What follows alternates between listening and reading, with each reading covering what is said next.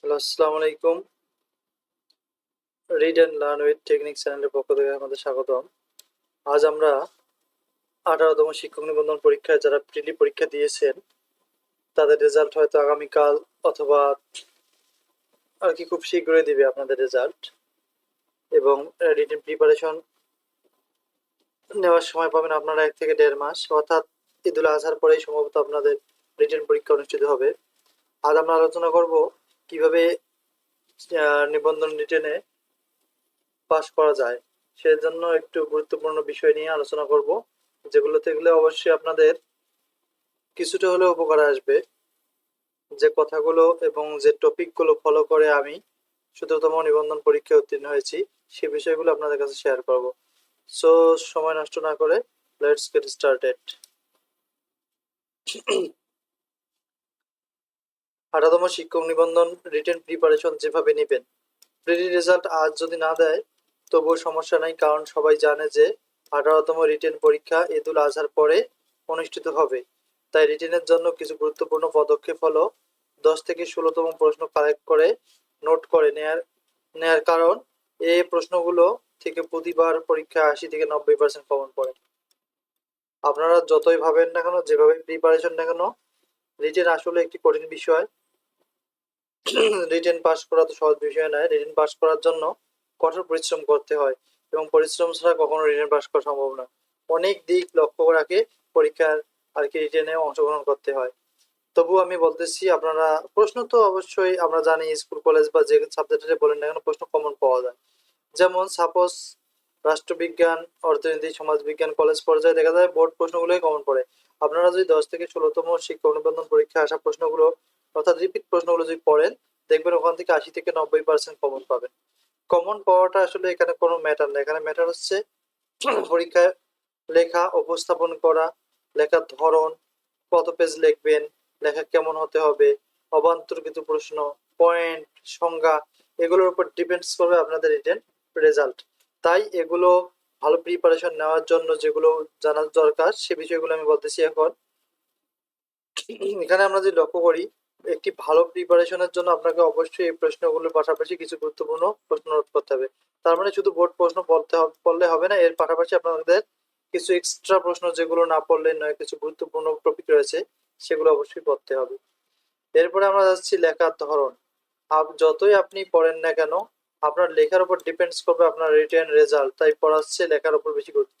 আপনি প্রতিদিন পড়তে আছেন 30টা 40টা 20টা রচনামূলক প্রশ্ন পড়ছেন, আপনি যদি লেখার প্র্যাকটিস না করেন পরীক্ষায় যায় দেখবেন যে আপনি সময় পাবেন না লেখার জন্য।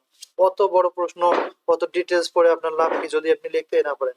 সুতরাং লেখার উপর বেশি গুরুত্ব দিন এবং বাড়িতে সময় আর যতগুলো প্রশ্ন থাকবে এই প্রশ্নগুলোর সাথে সময়টা ভাগ করে নিন, যে কোন প্রশ্নের জন্য কতটুকু সময় পাবেন ততটুকুই ঠিক সময় আপনারা দিবেন, যে সময়টা না দিলেই নয়।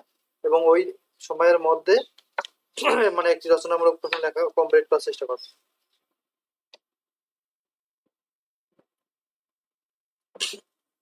এখানে বলা হয়েছে লেখার ধরন যেন মাঝারি টাইপের হয়, ও প্রশ্নের সংজ্ঞা ও পয়েন্টগুলো যেন গাইড বা বইয়ের হয়, বানানো কোনো সংজ্ঞা বা পয়েন্ট না লেখাই উত্তম। অনেকজনে আছে দার্শনিকের নাম পর্যন্ত ওরা নকল করে, অর্থাৎ ভিন্ন দার্শনিকের নাম দেয় যেগুলো বই বা গাইডে নেই।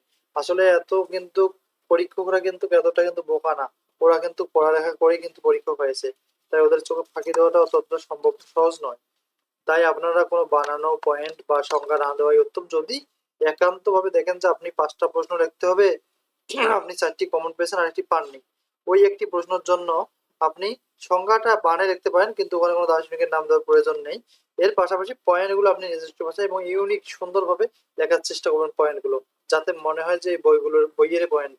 আর অনেকজনে আছে পয়েন্টের ভেতরে টপিক হাতে মুখস্থ করে, ওগুলো আসলে তেমন মুখস্থ করার বিষয় না।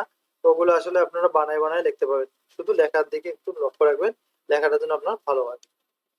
এরপরে আপনার সাবজেক্ট রিলেটেড সিলেবাস ম্যানেজ করা, অর্থাৎ দেখা যাচ্ছে এবার আমরা যদি লক্ষ্য করি স্কুল পর্যায়ে সমাজবিজ্ঞান, রাষ্ট্রবিজ্ঞান, অর্থনীতি অর্থাৎ এই ধরনের 7টি সাবজেক্ট মিলে একটি প্রশ্ন হবে।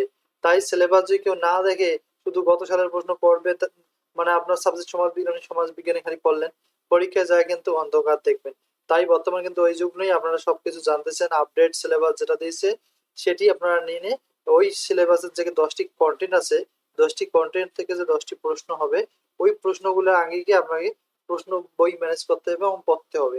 তাই পুরাতন বই বা বছরের শুরুতে যে বই বেড়েছে ও বই কিন্তু কোনো কাজ হবে না। আপনারা নতুন বইটা সৃজনশীল প্রশ্নের আকারে যেখানে লেখা আছে সেটি নেওয়ার চেষ্টা করবেন। আর অন্যান্য সকল সাবজেক্ট কলেজ পর্যায়ে বা যেগুলো সিলেবাস পরিবর্তন হয়নি সেগুলো আপনারা সাল অনুযায়ী পড়তে পারেন, অর্থাৎ 10 থেকে 16তম কোশ্চেন সংগ্রহ করতে পারেন। 17তম নিবন্ধন পরীক্ষায় আসা প্রশ্নগুলো বাদ দিতে পারেন, কিন্তু সৃজনশীলের ক্ষেত্রে 17তম কোশ্চেনগুলো আপনাদের পড়তে হবে। প্রথমে সময়ের সাথে আপনার প্রশ্নগুলোকে ভাগ করে নিতে হবে। সর্বদা 100 মার্কের উত্তর দেওয়ার চেষ্টা করতে হবে, কারণ 100 মার্কের প্রশ্নের উত্তর না দিলে কিন্তু আপনার রেজাল্ট বা মার্কটা তেমন ভালো আসবে না। তাই একটু শর্ট লেখেন এবং 100 মার্কের অ্যান্সার দেওয়ার চেষ্টা করবেন। এরপর আপনার রিটেন রেজাল্টের উপর ডিপেন্ডস করবে আপনার জব, অর্থাৎ আপনি রিটেনে 40 পেলে যে জব হবে এটা কিন্তু নিশ্চিত না। আপনি চেষ্টা করবেন রিটেনে 60+ মার্কস পাওয়ার জন্য, এর জন্য আপনাকে 100 মার্কের অ্যান্সার দেওয়াই উত্তম। 17তম পরীক্ষা থেকে অলরেডি শুরু হয়েছে শূন্যপদের ভিত্তিতে টেকানো, অর্থাৎ এই কথাটার মানে হচ্ছে এখন কিন্তু আর 13 14তম 10তমতে ওই একটা ঠিক আসলো স্টুডেন্ট, পরে চাকরির সময় দেখা যায় 4 ভাগের 1 ভাগের চাকরি হয় এবং 3 ভাগে বসে থাকতে হয়। অনেকের দেখবেন অনেক সার্টিফিকেট রয়েছে নিবন্ধনে, কিন্তু তাদের কোনো জব হয়নি। কিন্তু বর্তমানে আপনাদের একটা সুখবর হচ্ছে আর কিন্তু এরকম নাই। এখন আমরা 18তম থেকে যারা আছে বা 17তম থেকে যারা আছে তাদের ক্ষেত্রে কিন্তু আসলে ওরা ঠিক আসছে, আর শূন্য পদ অনুযায়ী এক্সট্রা কোনো স্টুডেন্ট ঠিক আছে না। তার মানে যারা টেকবে রিটেনে ইনশাল্লাহ সবার কিন্তু জব হবে। তাই রিটেনের উপর বেশি গুরুত্ব দিন, রিটেনটাই হচ্ছে সবকিছু। তাই 18তমদের সবচেয়ে ভালো খবর হলো আপনাদের জন্য শূন্যপদ অনেক ফাঁকা থাকবে।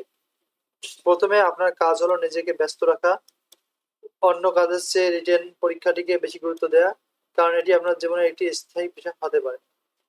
সো যদি ভালো লাগে প্লিজ সাবস্ক্রাইব করবেন। এ ধরনের তথ্যমূলক এবং ইন্সপায়ারেশন মূলক কিছু ভিডিও পেতে অবশ্যই চ্যানেলটি সাবস্ক্রাইব করে রাখতে পারেন। Thank you for watching. এরকম আরো নিত্য নতুন এবং ভাইবার জন্য সামনে যে টপিকগুলো গুরুত্বপূর্ণ সেগুলো আলোচনা করা হবে। Thank you for watching.